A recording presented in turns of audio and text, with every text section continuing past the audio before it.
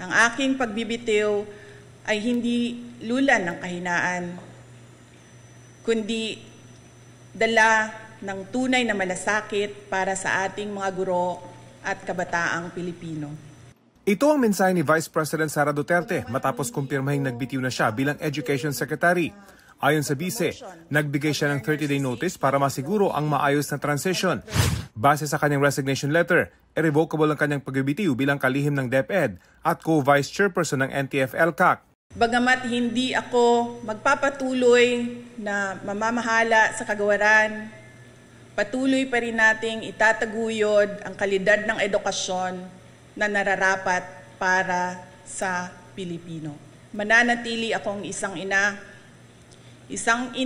na nagmamatyag at titindig para sa kapakanan ng bawat guro at bawat mag-aaral sa Pilipinas.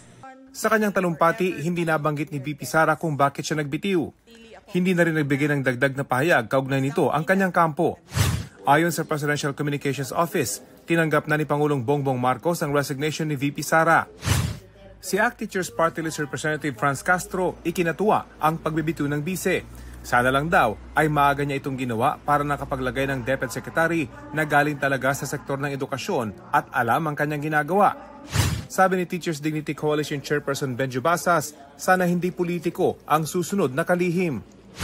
Nangihinayang naman daw si Willie Rodriguez, ang National President ng PTA Philippines. Marami na raw kasi silang nakasalang na gagawin at proposals. Ilang Vice Presidente na rin ang nagbitiw noon sa gabinete, gaya ni na dating Vice President Salvador Laurel, Joseph Estrada, Gloria Macapagal-Arroyo, Teofisto Gingono Jr., Jejo Marbinay at Leni Robredo. Ang pagbibitiw sa gabinete ni VP Sara, panibagong yugto ng usapan kung buo pa ba ang unit team. Kamakailan lang ay sinagot ito ni VP Sara.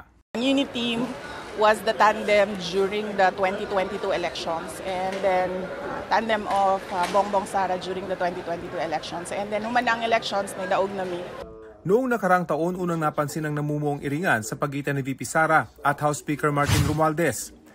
Pagkatapos ma-demote ang kanyang malapit na kaalyado na si Pampanga Representative Gloria Macapagal-Arroyo, nagbitiw si VP Sara bilang miyembro ng Partidong Lakas CMD noong May 2023. Pagkatapos niyan, umugong ang issue tungkol sa tinawag ni VP Sara na tambaluslos, katagang Bisaya para batikusin ang karakter ng isang tao. Tambaluslos ka.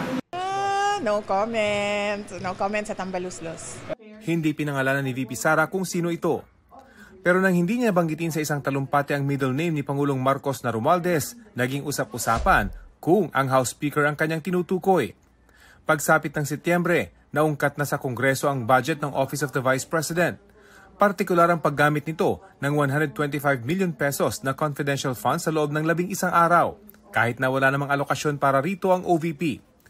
Ang hinihingi namang 500 million pesos na panibagong confidential funds ng OVP kasama sa mga tinanggiang ibigay ng Kamara.